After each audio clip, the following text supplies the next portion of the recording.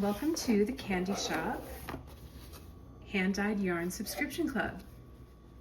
The doors are going to open at the beginning of April, and the box features two gorgeous hand-dyed skeins of fingering weight yarn from Yarnette.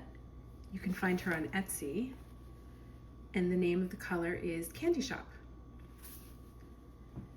I used two skeins of the yarn to design the candy cape, and you have the full pattern in here,